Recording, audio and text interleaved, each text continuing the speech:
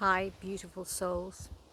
Today, I'd love to share a little light on resilience with you all. What is resilience? What does resilience mean to you? Well, along my journey, what I found that's supported and uplifted and empowered me is to practice ways that make me resilient, make me strong. One of them is alchemy.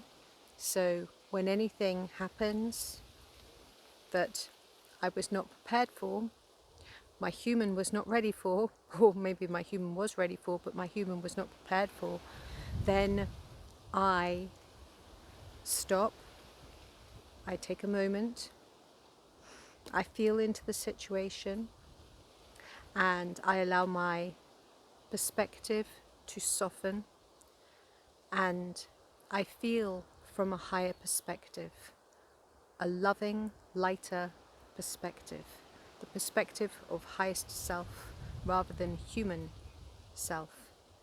And in that moment, I see how this situation has brought light, has brought understanding, has brought more depth, and has brought more wisdom to my path. And so in that moment, I alchemize that situation, giving light to it, and then I release it with love and I let it dissolve in love. And I don't go on and on about it, and I certainly do not allow myself to go down the victim route. I have done that in the past. I think most of us have done that in the past. It's all part of learning and growing, is that we experience ways that are disempowering, and then we go, hang on a second, I do believe that there's other ways of being, and I choose to be empowered. I choose to be sovereign. I choose to be calm, relaxed, peaceful. So alchemy is a way of viewing from your heart, higher perspective, loving perspective on how any challenge may actually be a blessing to your path, and may have even been something that you called unconsciously maybe. I say unconsciously because you might not have been aware of it, but it may be just what you needed in order to bring you to that point where your intentions may be met. So be careful how you create. Be aware and conscious in how you are focusing your energy and how you are keeping your energy as high as possible.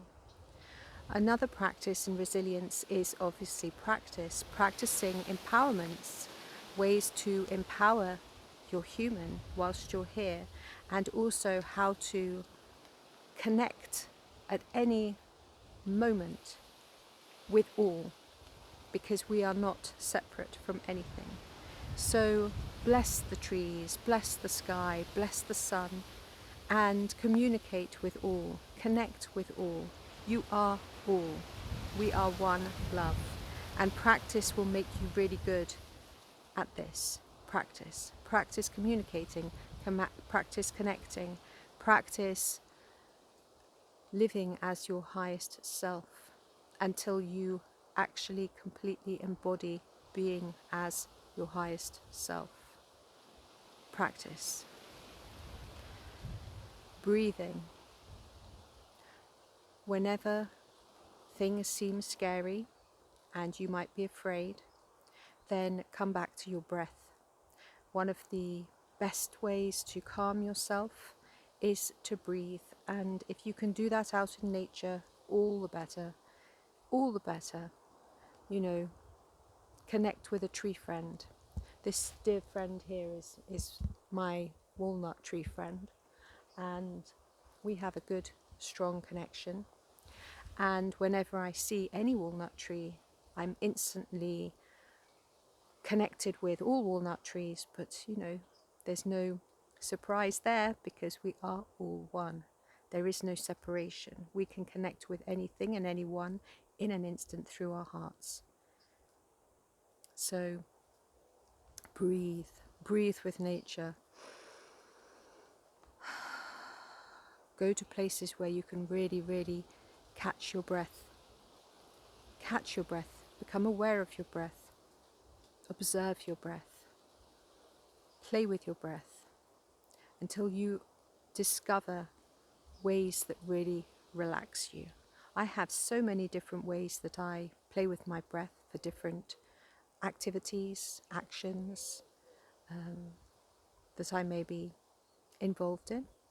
And also, if I ever need to calm myself, ways to ground myself with my breath, with my balance. Bring that breath from here and bring it down, relaxed, holding the energy lower down in the body. Sometimes the energy can rise and it can get caught here. So we want to just push the energy back down, ground the energy, breathe with it, and then allow it to flow,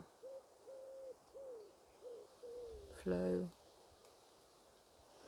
flow. And then once you've got that flow going again, then all is good. All is well. Practice whatever it is that you really love to do. Be sure that you are doing it, embodying it. Pay attention to what you love. If you are turning your back on the things that you love, walking away from the things that you love, then you will suffer. These are clues from your highest self to do more of. Playing, enjoying, rejoicing, and experiencing the wonders of being in your human physical vessel at this time. You may not ignore the things that uplift you, because they are often things that really will stabilize you here. So many darling hearts, have issues with anxieties and fears and depressions, and often they do not see a way to help themselves, because often many of the ways to help these beings are not seen in the circles of the medical profession, because they're so focused on medications and mental stimuli. Whereas if they were to take a different perspective and see things through their hearts, how does it feel to do something that you really love? How does it feel to embody? And just do little bits of those things. And I know that they do many creative arts within mental hospitals, because I've been through it enough, not myself, but in support of some dear soul. And yet they're missing that spiritual connection often. And this is the point. There's a spiritual connection. Playing with colours, playing with clay, playing with creativity, and making sure that you do more of it, more of this, more of this, more of this. Pay attention. Your human needs you to pay attention, and providing opportunities to become resilient whilst you're here will give you possibilities that will align much more easily and much more gracefully, so that you may have a smoother path. There are obviously many different ways that you can practice resilience, but those are my favourites. And I wish you a joyful day, a peaceful day, a loving day. Thank you for watching. My name is ZsaZsa. If you like this video, please share, subscribe, comment if you feel called to do so. Many blessings. Thank you very much.